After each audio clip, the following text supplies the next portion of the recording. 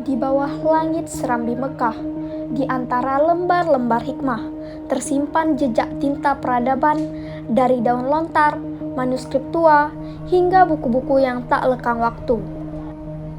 Di tanah rencong yang kaya akan sejarah, budaya baca tumbuh perlahan menembus tantangan zaman. Dari rak sederhana di pelosok desa hingga megahnya gedung perpustakaan di jantung kota, Aceh terus menulis kisahnya. Di tengah hiruk-pikuk era digital, kita masih percaya pada kekuatan aksara.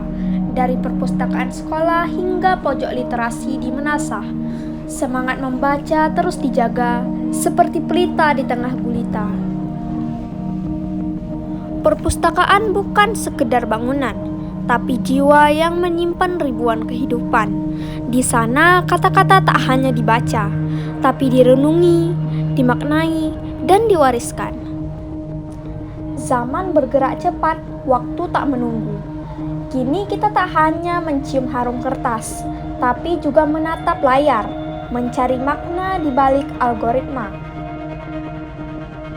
Kecerdasan buatan pun hadir menawarkan kemudahan yang melenakan, seperti ChatGPT yang mampu menjawab tanya, membuka cakrawala baru dalam belajar dan memahami. Namun, secerdas apapun teknologi, tak akan menggantikan hikmah dari pengalaman atau kearifan yang lahir dari membaca lembaran dengan hati.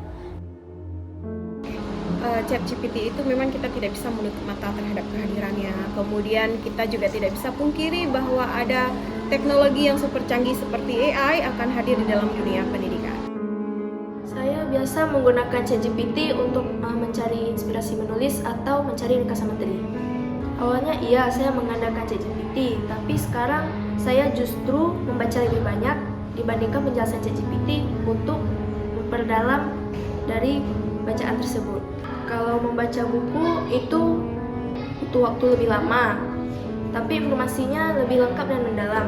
Kalau menggunakan ChatGPT itu lebih cepat, tapi kadang jawabannya singkat dan belum tentu benar.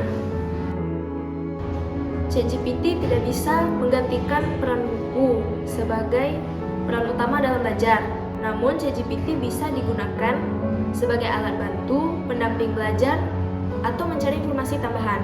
Nah, artinya secanggih apapun itu tidak bisa menggantikan keberadaan pustaka terhadap dunia literasi, karena tidak semua bahan yang dimiliki oleh pustaka itu dimiliki juga oleh AI.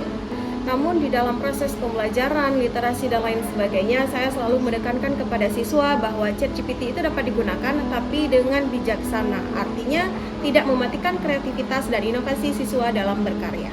Misalkan ChatGPT dapat digunakan untuk mencari ide ataupun mencari fenomena-fenomena yang sedang booming sekarang, ataupun juga mencari referensi-referensi karya sebelumnya. Hanya sebatas itu, tapi ketika mulai menulis, maka itu murni karya siswa. Karena saya selalu mengingatkan bahwa orisinalitas dan kreativitas dari sebuah karya itu sangat penting.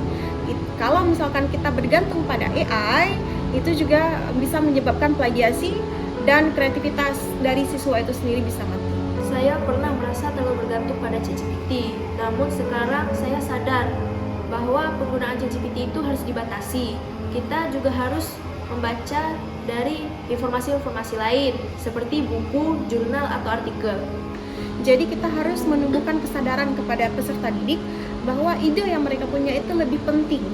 Nah, setelah mereka mendapatkan ide, apabila mereka memerlukan literasi, referensi dan lain sebagainya, maka boleh mencari lewat AI, tapi bukan berarti meminta AI untuk menyelesaikan karya mereka, karena itu bukan lagi plagiat. Kalau itu sudah tertanam dalam peserta didik, insya Allah peserta didik akan lebih menghargai ide yang mereka punya, lebih percaya diri terhadap ide yang mereka punya, dan lebih menghargai proses dari menulis itu sendiri. Intinya literasi itu bukan hanya hadir dari teknologi, tapi literasi itu sejatinya hadir dari jiwa dan pikiran kita untuk mengungkapkan ide yang kita punya. Nah, bagaimana kemudian kita dapat percaya diri dengan karya kita tanpa melibatkan teknologi yang seperti itu? Literasi tak sebatas membaca buku, tapi juga membaca dunia, membaca alam, membaca diri, membaca masa lalu untuk menulis masa depan. Maka mari kita rawat budaya baca, bukan sebagai kenangan, tapi sebagai jalan kehidupan. Perpustakaan adalah jantung pengetahuan, dan literasi ialah denyut nadinya. Menggunakan ChatGPT sebagai alat bantu bukan satu-satunya sumber. Jangan lupa tetap baca buku, artikel, dan berdiskusi dengan guru supaya pemahaman kita lebih luas dan mendalam. Selama masih ada halaman yang terbuka dan mata yang ingin tahu, Aceh akan terus tumbuh, bukan hanya sebagai tanah sejarah, tapi sebagai cahaya masa depan. Saya lebih suka buku fisik, sebab saat membaca buku fisik saya bisa lebih fokus. Selain itu, mata saya tidak mudah lelah karena radiasi HP.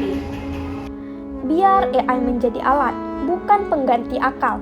Biar ChatGPT jadi jembatan, bukan jurang antara manusia dan makna. Di tanah rencong di bumi syariat, mari membaca, bukan hanya dengan mata, tapi juga dengan jiwa.